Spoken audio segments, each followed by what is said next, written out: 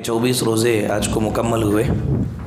अल्लाह ताला से दुआ है कि अल्लाह ताला हमारे रोज़ों को कबूल फ़रमाए, अल्लाह ताला हमारी तरावी को कबूल फ़रमाए, हमारी छोटी मोटी इबादत को अल्लाह ताला कबूल फ़रमाए। इनके बदले में दुनिया और आखिरत की कामयाबी अल्लाह हमें नसीब फ़रमाए, आमीन।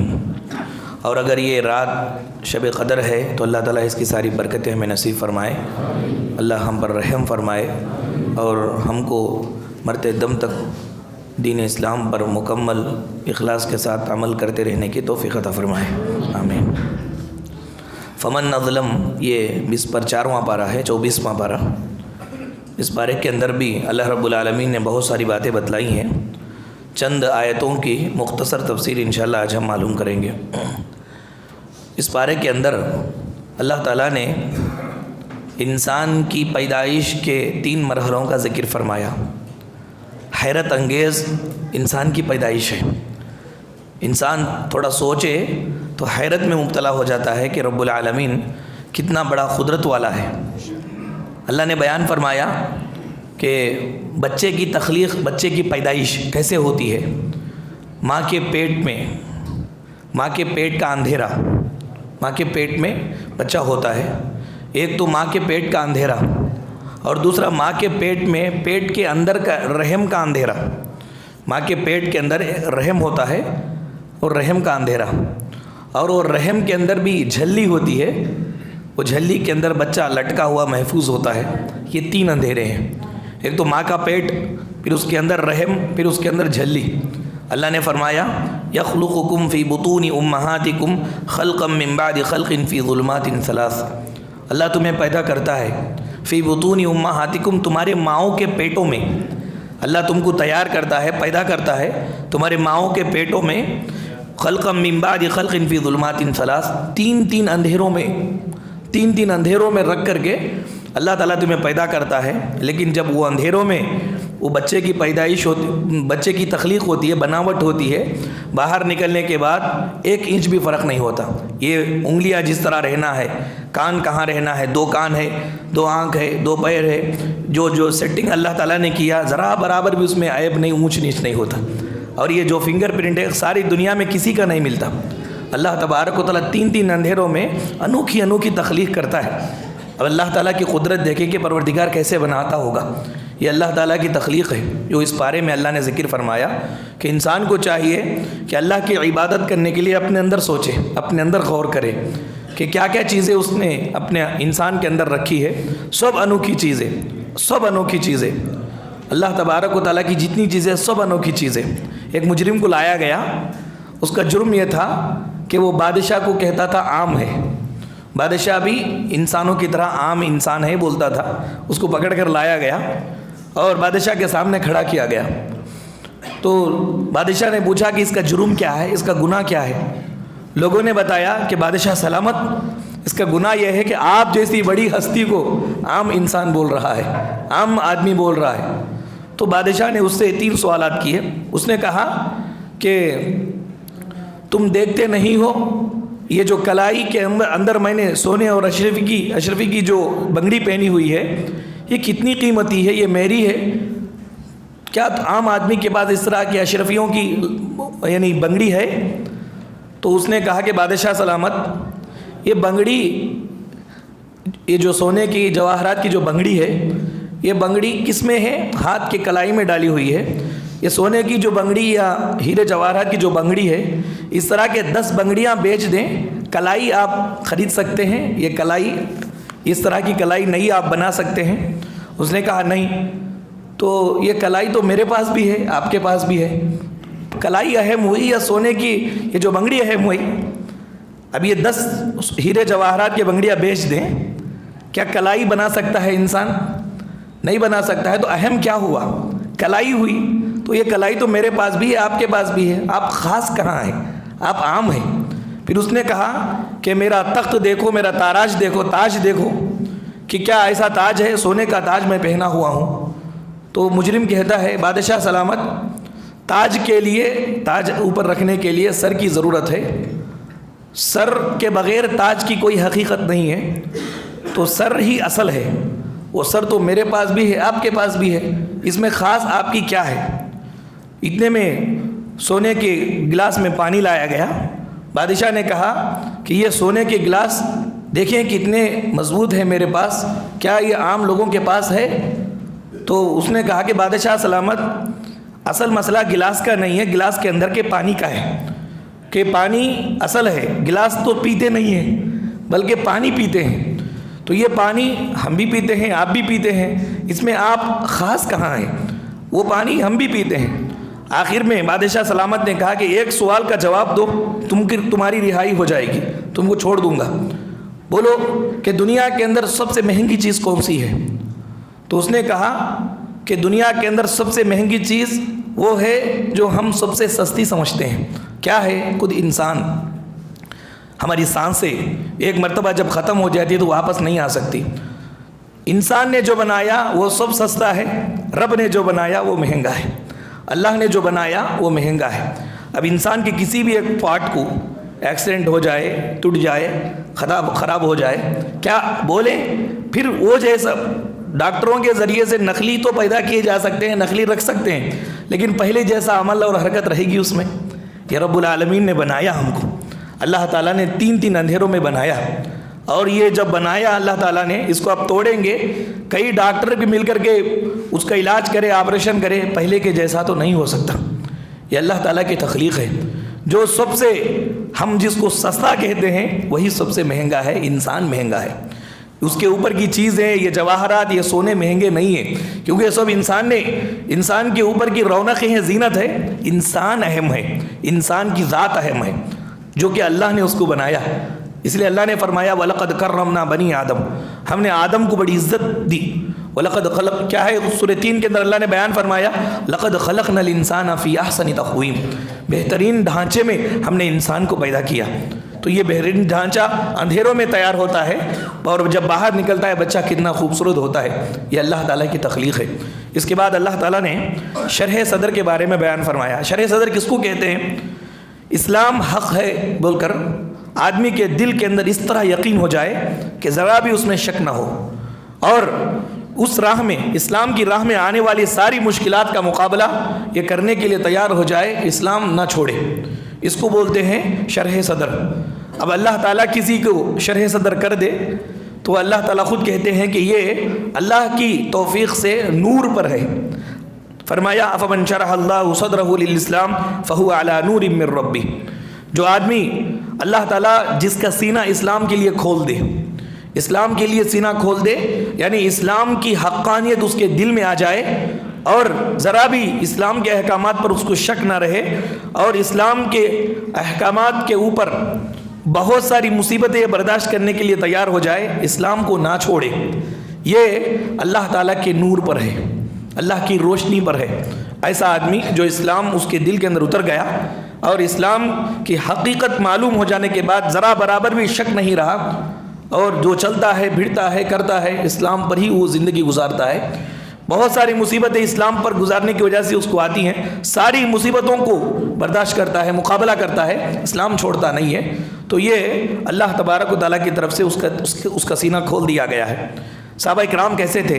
کوئی آدمی آ کر کے پوچھے، کوئی آدمی آ کر کے آپ سے بولے کہ گھڑی دو یا ہاتھ دو، چور ہے، ڈاکو ہے، بولے گھڑی دو یا ہاتھ دو، تو ظاہر بات ہے کہ انسان گھڑی ہی دینے کے لیے تیار ہوگا، ہاتھ تو نہیں دے گا۔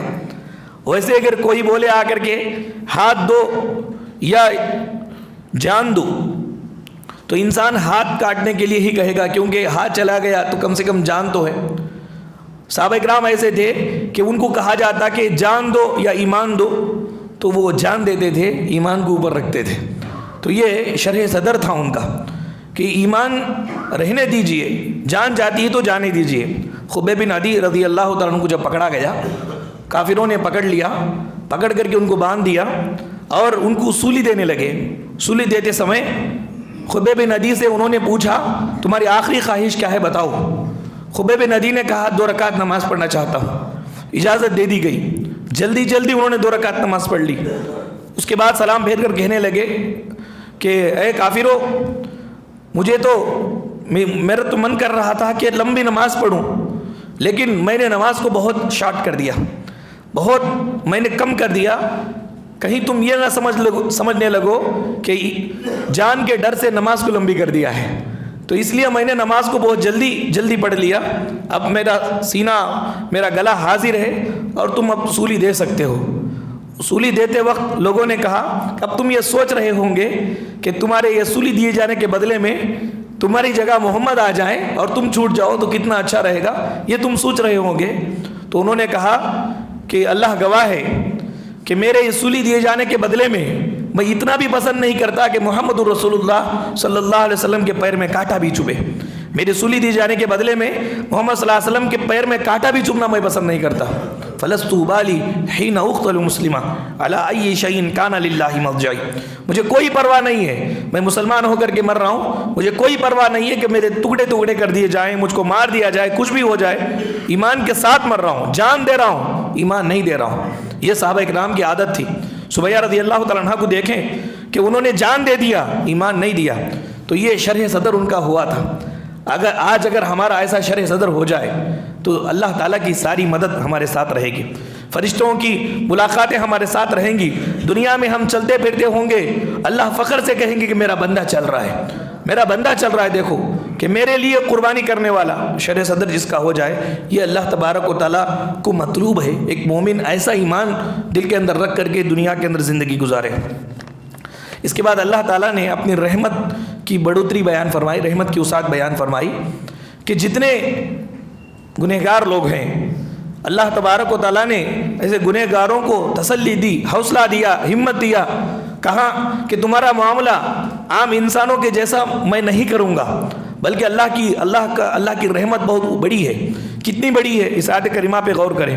اللہ نے فرمایا قل یا عبادی الذین اسرفوا علی انفسہم، اے نبی صلی اللہ علیہ وسلم میرے ان بندوں سے کہیے جنہوں نے اپنے نفسوں پر ظلم کیا ہے، بہت گناہ کیے ہیں، دن رات گناہوں میں گزارے ہیں، ایسے بندوں سے کہہ دیجئے لا تقنطوا من رحمت اللہ، اللہ کی رحمت سے مایوس نہ ہونا، ان اللہ یغفر الذنوب جميعا، اللہ تم سب کے سارے گناہوں کو معاف کرنے کے لیے تیار ہے، اللہ تعالیٰ تم سب کے سارے گناہ معاف کر دیں گے، انہ هو الغفور الرحیم، بے شک وہ ہے ہی معاف کرنے والا، رحم کرنے والا۔ تو اس آیت کریمہ کے اندر کھلا اعلان ہے گنہگار بندوں کو کہ گنہگار بندے جو گناہ کیے ہیں آ جاؤ ہمارے دربار کے اندر، توبہ کر لو، آپ کے سارے گناہ میں معاف کر دوں گا۔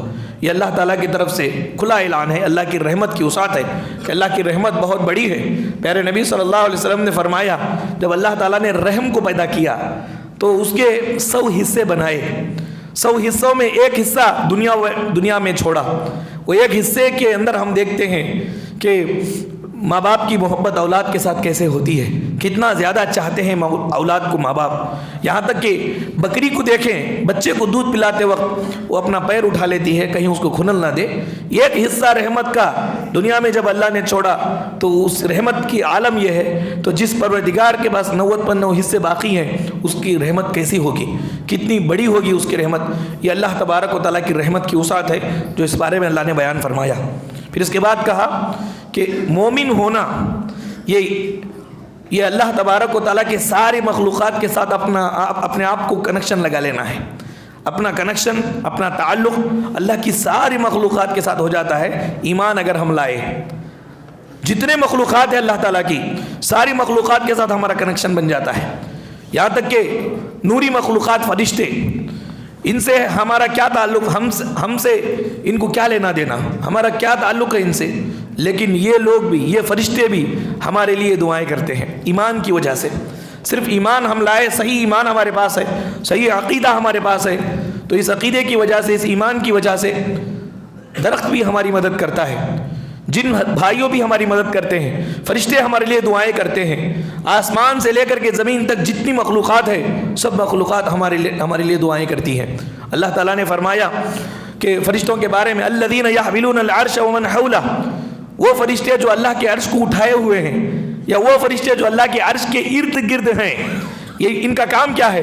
یسبحون بحمد ربہم، اپنے پروردگار کی تعریف بیان کرتے رہتے ہیں، حمد اور تسبیح بیان کرتے رہتے ہیں، وَيُؤْمِنُونَ بِهِ، اور اپنے پروردگار پر ان کا پورا ایمان ہوتا ہے، وَيَسْتَغْفِرُونَ لِلَّذِينَ آمَنُوا، مومن لوگوں کے لیے یہ استغفار کی دعائیں کرتے ہیں، مومنوں کے لیے یہ دعائیں مغفرت کرتے رہتے ہیں کیا کہتے ہیں؟ ربنا وسعت کل شیء رحمۃ و علما، پروردگارا آپ کا علم اور آپ کی رحمت ہر چیز کو ڈھانکے ہوئے ہے، فاغفر للذین تابوا، اللہ توبہ کرنے والے کو معاف کر دے. فرشتے ہمارے لیے بول رہے ہیں اللہ توبہ کرنے والوں کو معاف کر دے. واتبعوا سبیلک وقہم عذاب الجحیم، اللہ ان کو تو جہنم کے عذاب سے بچا لے، اللہ ان کو تو گناہوں اور برائیوں سے بچا لے. یہ فرشتے ہمارے حق میں دعائیں کرتے ہیں، فرشتے ہمارے حق میں دعائیں کرتے ہیں.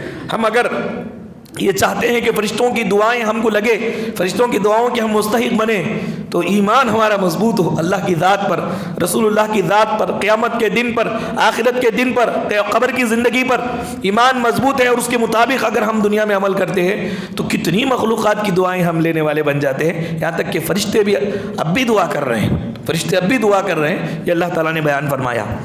اس کے بعد کہا کہ مانگنا یہ عبادت ہے، دعا کرنا یہ عبادت ہے. اگر کوئی آدمی مانگتا نہیں ہے اللہ سے، اللہ تعالیٰ غضبناک ہوتا ہے، غصے میں آ جاتے ہیں نہیں مانگنے والوں کے اوپر، اللہ تعالیٰ غصے میں آتے ہیں، اور قیامت کے روز ذلیل کرنے والا عذاب اللہ اس کو دیں گے. دیکھیں کہ انسان اور خالق میں کتنا فرق ہے. انسان جو ہے مانگنے پر ناراض ہو جاتا ہے، کتراتا ہے، نکل کر چلا جاتا ہے. رب کون ہے؟ نہ مانگنے پر ناراض ہوتا ہے، کیونکہ ہماری جو بھی ضروریات ہے اللہ تبارک و تعالیٰ یہ حکم دے رہے ہیں کہ ہم سے مانگیں. مانگنا یہ عبادت ہے. اللہ نے فرمایا وقال ربکم ادعونی استجب لکم، آپ کا رب کہتا ہے لوگوں مجھ سے مانگو میں دوں گا، استجب لکم میں تمہیں دوں گا. وقال ربکم، آپ کا رب کہتا ہے ادعونی، تم سب مل کر کے مجھ سے مانگو، استجب لکم میں تم کو دوں گا، تمہارے سوال کا جواب دوں گا، تم جو مانگ رہے ہو وہ سب چیزیں تمہیں تم کو دوں گا. ان الذین یستکبرون عن عبادتی، جو لوگ یہ میری جو دعا ہے وہ عبادت ہے، یہ دعا سے روگردانی اختیار کرتے ہیں، اعراض کرتے ہیں، منہ موڑتے ہیں، مجھ سے نہیں مانگتے، مجھ سے سوال نہیں کرتے، سیدخلون جہنم داخرین، جہنم میں رسوا کر کے ذلیل کر کے میں داخل کروں گا، ذلیل اور رسوا ہو کر کے جہنم کے اندر جائیں گے. دو باتیں اس آیت کریمہ میں غور کرنے کے قابل ہیں. اللہ تعالیٰ نے کھلا اعلان کیا، سب لوگوں کو کہا ادعونی، تم سب مانگو مجھ سے. معلوم یہ ہوا کہ ساری انسانیت، ساری جنات، سارے مخلوقات ایک میدان میں چلے جائیں، کھڑے ہو جائیں، سب مل کر کے اللہ تعالیٰ سے مانگے، سب مل کر کے مانگے، سب کو اللہ تعالیٰ دے گا. اللہ کے خزانے میں کوئی کمی نہیں ہوگی، کیونکہ یہ صیغہ جمع کا صیغہ ہے. ادعو، تم سب مانگو نہیں مجھ سے، استجب لکم، تم سب کو میں جواب دوں گا. اللہ بولتے ہیں تم سب کو میں جواب دوں گا. سارے لوگ کھڑے ہو کر کے اپنی اپنی ساری خواہشات اللہ تعالیٰ سے مانگے، سب خواہشات اللہ تعالیٰ دینے کے لیے تیار ہے. ایسا نہیں ہے ایک مانگو، ایک آدمی کو میں دوں گا، فلاں کو میں دوں گا، فلاں کو میں دوں گا، نہیں، کھلا اعلان ہے. جو بھی آدمی اللہ سے مانگے گا اللہ تعالیٰ دے دے گا. ایک بات. دوسری بات یہ ہے کہ مانگنا ہی ہمارا کام ہے. مان لیجئے کہ جو آدمی مانگ لے، مانگنے کی توفیق اگر کسی کو مل جائے تو اس کو مل جائے گا، جو مانگا ہے وہ مل جائے گا. کیوں؟ اس لیے کہ پروردگار بول رہا ہے، خزانے جس کے پاس ہے وہ بول رہا ہے کہ مانگو. اب اللہ جھوٹ کیوں بولے گا کہ مانگو؟ جب نہیں دینے کا ارادہ ہے تو مانگنے کا حکم کیوں دے گا؟ جب مانگنے کا حکم دے رہا ہے کا مطلب کیا ہے؟ دینے کے لیے ہی تو مانگنے کا حکم دے رہا ہے. آپ اگر مانگیں گے اس کا مطلب یہ ہے کہ آپ کو مل جائے گا. تو مانگنے کی توفیق ملنا یہ اللہ کی طرف سے ہوتا ہے. کتنے لوگ ہیں دنیا کے مصائب اور مسائل میں پریشان رہتے ہیں، لیکن ان کو کبھی یہ توفیق نہیں ہوتی کہ میں اس کا در جھانکا، اس کے اوپر امید رکھا، فلاں بڑے آدمی کے اوپر امید رکھا، کہ اس کو ذہن میں رکھا میرے پروردگار کے پاس جا کر اچھی طرح وضو بنا کر 2 رکعت نماز پڑھ کر میری مصیبت اور میری پریشانی میں نے کبھی اپنے پروردگار سے کہی. وہ کہتا ہے مجھ سے مانگو میں دوں گا، اور جو مانگنے پر ناراض ہوتا ہے، منہ کتراتا ہے اور جھوٹ بولتا ہے، رہ کر بھی نہیں ہے بولتا ہے، اسی کے پاس اسی کے اوپر امید لگا بیٹھتا ہے انسان جو کھلا اعلان کر رہا ہے. 100% جس کا اعلان صحیح ہے، قرآن پاک میں اس کو نقل اللہ نے کیا، لیکن اس کے اوپر شیطان اس کی طرف جانے نہیں دیتا. اس کو جو بھی ضرورت ہے انسان سے نہیں، اللہ تعالیٰ ہی ہمارے ذہن میں پہلے آئے. کوئی بھی مصیبت اور پریشانی آئے، دنیا کی آخرت کی، سب سے پہلے ذہن پروردگار کی طرف جائے. اللہ تبارک و تعالیٰ ہی ہے جو ہماری اس مصیبت کو دور کرنے والا ہے. چلو جائیں. پیارے نبی صلی اللہ علیہ وسلم کے بارے میں آتا ہے اذا حزبہ امر صلی، کوئی بھی پریشانی لاحق ہوتی تو پریشانی کے علاج کے لیے نبی نماز پڑھا کرتے تھے، نماز پڑھتے تھے اور دعائیں مانگتے تھے. یہ دعاؤں کی وجہ سے اللہ تعالیٰ ہمارے نبی صلی اللہ علیہ وسلم کی مدد کرتے تھے۔ میرے بھائیوں، اس کے بعد اس پارے کے اندر اللہ نے بیان فرمایا سورج اور چاند دیکھنے میں بہت بڑی بڑی مخلوق ہے اللہ کی، اور یہ جو جاہل لوگ ہیں یہ بڑی بڑی مخلوق کو دیکھ کر کے سمجھنے لگتے ہیں کہ یہی اللہ ہے، یہی معبود ہے۔ کتنے ایسے لوگ ہیں جو سورج کی پوجا کرتے ہیں، کتنے ایسے لوگ ہیں جو چاند کی پوجا کرتے ہیں، بعض لوگ تو دھرتی کی پوجا کرتے ہیں، دھرتی ماتا بولتے ہیں، کیونکہ یہ ہم کو کھیت وغیرہ سے جو ہے فصل نکال کر کے دیتی ہے، اور بیج ڈالنے سے پہلے وہاں پر پوجا بھی کرتے ہیں، زمین کو خوش کرتے ہیں کہ اور زیادہ دے گی زمین۔ اللہ تبارک و تعالیٰ بیان فرماتا ہے کہ یہ سب جو چیزیں ہیں بڑی بڑی، یہ ہماری مخلوقات ہیں، ہماری پیدا کی ہوئی کریشن ہے، یہ ہم نے پیدا کیا ہے اس کو۔ اللہ نے فرمایا وَمِنْ آيَاتِهِ اللَّيْلُ وَالنَّهَارُ وَالشَّمْسُ وَالْقَمَرُ، اللہ کی نشانیوں میں سے ہے رات اور دن، اللہ کی نشانیوں میں سے ہے سورج اور چاند۔ لا تسجدوا للشمس ولا للقمر، چاند کو سجدہ نہ کرو، سورج کو سجدہ نہ کرو۔ وَاسْجُدُوا لِلَّهِ الَّذِي خَلَقَهُنْ، اس ذات کو سجدہ کرو جس ذات نے ان سب کو پیدا کیا۔ اللہ تبارک و تعالیٰ ان سب کو پیدا کیا، اس کے لیے تم سجدہ کرو۔ سورج اس لائق نہیں ہے کہ اس کے سجدہ کیا، وہ مخلوق ہے، وہ بنایا گیا ہے۔ چاند اس لائق نہیں کہ اس کو سجدہ کیا جائے، زمین اس لائق نہیں ہے کہ اس کو سجدہ کی جائے، یہ سب مخلوق پیدا کی ہوئی ہے، پیدا کرنے والا بڑا ہے، اسی پروردگار کی عبادت کرنا چاہیے اور اسی کو سجدہ کرنے کا حکم اللہ نے دیا، ان کنتم ایاہ تعبدون۔ اس کے بعد اللہ تعالیٰ نے فرمایا متقی آدمی کون ہے؟ تو جو قرآن لائے وہ متقی ہے، محمد صلی اللہ علیہ وسلم، جنہوں نے محمد صلی اللہ علیہ وسلم کی تصدیق کی وہ متقی ہے، یعنی جنہوں نے اللہ کے رسول صلی اللہ علیہ وسلم کو رسول مانا، ایمان لائے اور ذہن کے اندر یہ بات رکھیے کہ پورے امانت کے ساتھ اللہ کے رسول صلی اللہ علیہ وسلم نے اللہ کی باتوں کو پہنچا دیا ہے۔ اب ہمارے لیے ضروری ہے کہ پیارے نبی صلی اللہ علیہ وسلم کی ہر بات کو بلا چوں و چرا اس کو مانیں، یہ جنت جانے کا راستہ ہے۔ اللہ تعالیٰ نے سورہ یاسین کے اندر قرآن کی قسم کھا کر نبی کریم صلی اللہ علیہ وسلم کے صحیح راستے پر ہونے کی دلیل دی، یاسین والقرآن الحکیم انک لمن المرسلین۔ اے حبیب پاک صلی اللہ علیہ وسلم، قرآن کی قسم کھا کر میں کہتا ہوں آپ صحیح راستے پر ہیں، آپ صحیح راستے پر ہیں، آپ ویسے ہی ایک رسول ہیں جو آپ سے پہلے جو بہت سارے رسول آئے ہیں، رسولوں میں سے آپ ایک رسول ہیں۔ تو کوئی آدمی دنیا کے اندر منزل مقصود پانا چاہتا ہے، صحیح راستہ پانا چاہتا ہے، رسول کی بات پر مان لے، آسان طریقہ ہے، رسول کی بات کو مان لے، فلسفے کو اندر انٹر نہ کرے، اپنے ذہن کو انٹر نہ کرے۔ اللہ کے رسول نے جتنا کہا اتنی باتوں پر عمل کر لے۔ اللہ تبارک و تعالیٰ کی طرف سے گارنٹی ہے یہ کہ رسول حق بات ہے، حق بات کا حکم دیتے ہیں، صحیح راستے پر رسول ہیں، اب جو بھی ان کے پیچھے چلے گا وہ صحیح راستے پر چلے گا۔ تو یہ آسان طریقہ ہے کامیاب ہونے کا جو اللہ تعالیٰ نے بتلایا۔ اس کے بعد اللہ تعالیٰ نے بیان فرمایا ایک حقیقت ہے، یہ حق آپ کے پاس ہے، آپ حق ہے کسی بھی معاملے میں، آپ دین کے اعتبار سے حق پر عمل کر رہے ہیں یا دنیاوی اعتبار سے آپ کو کوئی ستا رہا ہے، کوئی پریشان کر رہا ہے، اختلاف ہوا آپ کا کسی کے ساتھ، لیکن آپ کے دل کو معلوم ہے کہ آپ حق پر ہیں، تو جب تک آپ حق پر ہیں دشمن کے خلاف اللہ تبارک و تعالیٰ آپ کے ساتھ ہے، دشمن کے خلاف اللہ تعالیٰ آپ کے ساتھ ہے۔ آپ کو خود معلوم ہے کہ آپ حق پر نہیں ہیں اور معاملے کو چھپا کر کے سامنے والا حق پر ہے لیکن آپ اس سے لڑ رہے ہیں، لڑنے والے کو معلوم ہے کہ میں صحیح پر نہیں ہوں، خامخواہ لڑ رہا ہوں، میری بات چلتی ہے چلاتا ہوں اور میری زبان اچھی ہے اس لیے میں سامنے والے پر جیت جاتا ہوں۔ یاد رکھ لیں کہ اللہ تبارک و تعالیٰ آپ کے ساتھ نہیں ہے، اس کے ساتھ ہے جس کے پاس حق ہے، یہ اللہ تعالیٰ کا اصول ہے۔ فرمایا اللہ تعالیٰ نے کہ حق کے دشمن کے خلاف آپ کے لیے اللہ کافی ہے، حق کے دشمن کے خلاف، حق دین کے اعتبار سے یا دنیاوی چیزوں کے اعتبار سے حق آپ کے ساتھ ہے تو مان لیجئے کہ اللہ آپ کے لیے کافی ہے، آپ کو دوسروں کی ضرورت نہیں ہے۔ وہ ڈرے جس کے پاس حق نہیں ہے، بلکہ جس کے پاس حق ہے وہ ہرگز نہ ڈرے کیونکہ پروردگار اس کے لیے کافی ہے، ہر طرح سے اللہ تعالیٰ اس کے لیے راستہ نکالنے کے لیے تیار ہے۔ اس کے بعد اللہ نے فرمایا یہ جو نیند ہے نا یہ موت کی بہن ہے، نیند موت کی بہن ہے، روزانہ اللہ تعالیٰ ہمیں سلاتے ہیں اٹھاتے ہیں۔ یہ دلیل اس بات کی ہے کہ ہر انسان کو موت آئے گی، جس طرح انسان نیند کو نہیں روک سکتا ایسا ہی انسان موت کو بھی نہیں روک سکے گا۔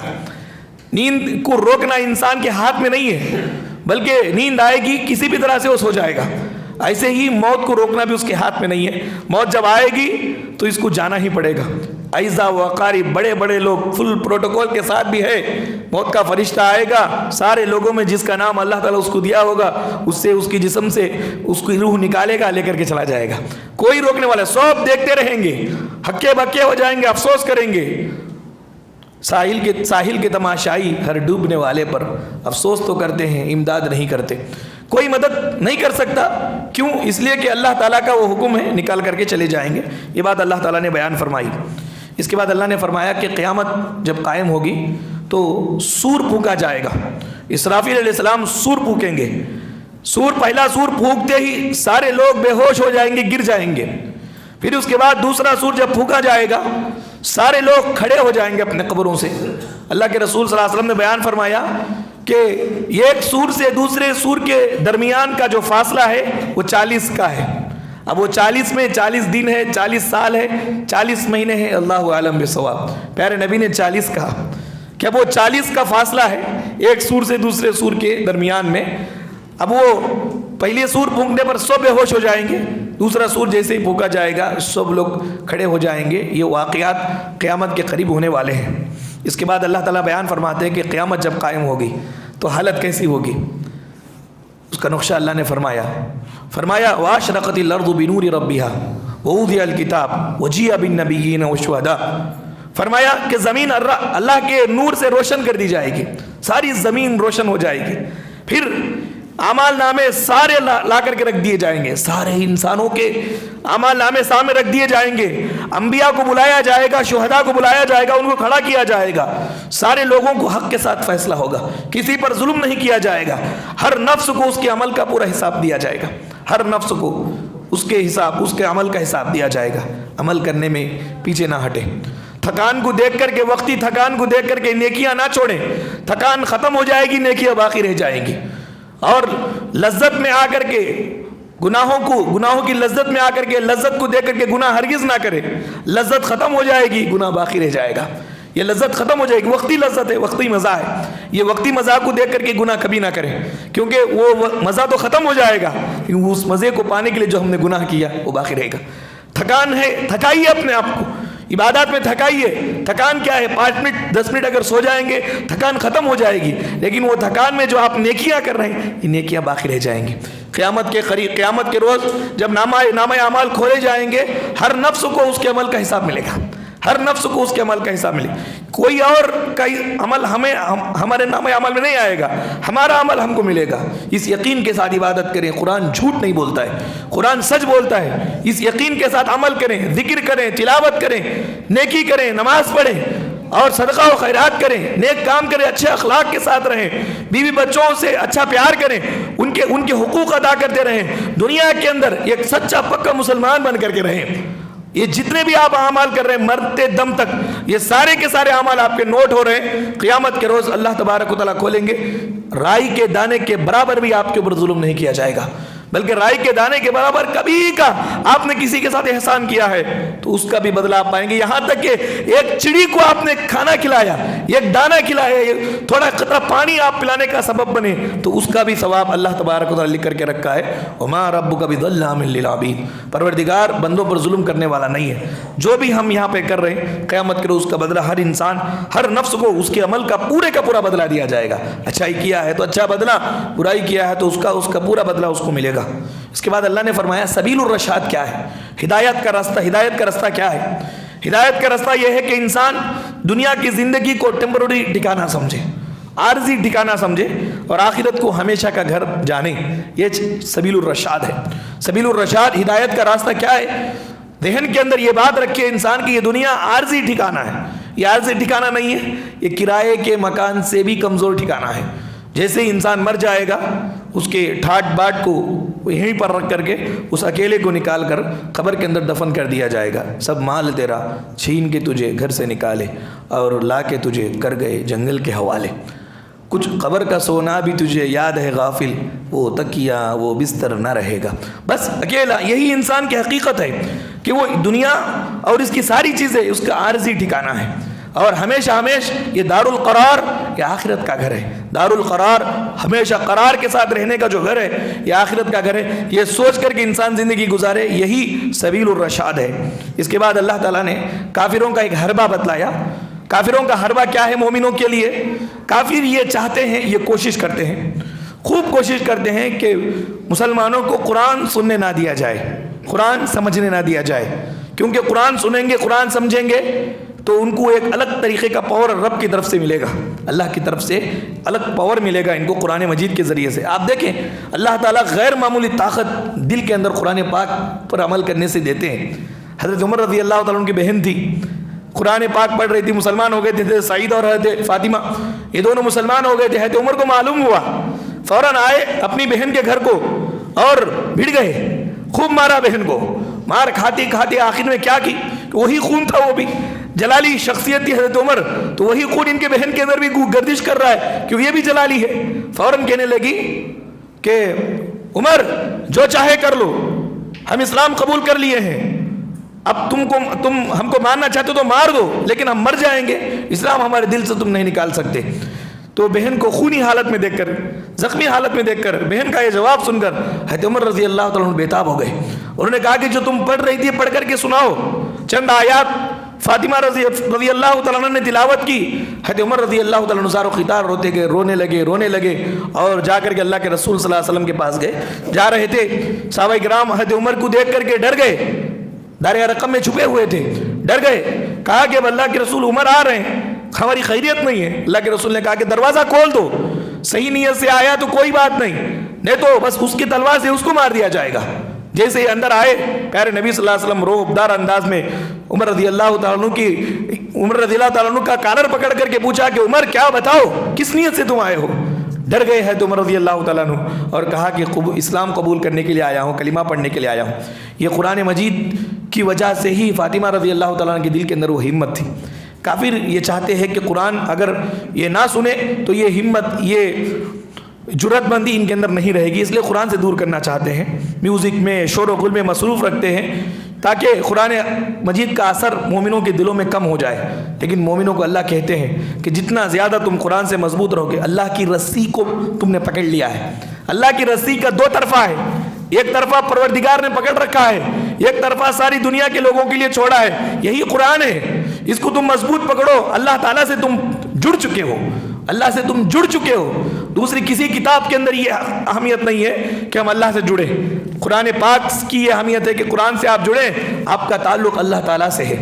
کوئی دھوکہ دینے والا آپ کو دھوکہ نہیں دے سکتا، کوئی پریشان کرنے والا آپ کو پریشان نہیں کر سکتا، کوئی ستانے والا آپ کو ستا نہیں سکتا، کیونکہ رب کی حمایت اور رب کی مدد آپ کے ساتھ ہے. یہ اللہ تبارک و تعالیٰ نے بیان فرمایا. میرے بھائیو، اور بہت ساری باتیں اس پارے کے اندر اللہ تعالیٰ نے بیان فرمائی ہے. اللہ تعالیٰ سے دعا ہے کہ رب العالمین ہم تمام لوگوں کو قرآن مجید کو پڑھ کر، سمجھ کر، ان کے احکامات پر عمل کرنے کی توفیق عطا فرمائے. اللہ تعالیٰ جب تک اس دنیا فانی میں ہمیں زندہ رکھے، ایمان اور اسلام کی حالت میں زندہ رکھے، جب خاتمہ ہو تو بالخیر ہو. اللہ تعالیٰ ہم تمام لوگوں کو قبر کے عذاب سے بچائے، جہنم کے عذاب سے بچائے. آخرت کی جتنے مراحل ہیں اللہ تعالیٰ آسانی سے طے کرنے کی اللہ ہمیں توفیق عطا فرمائے.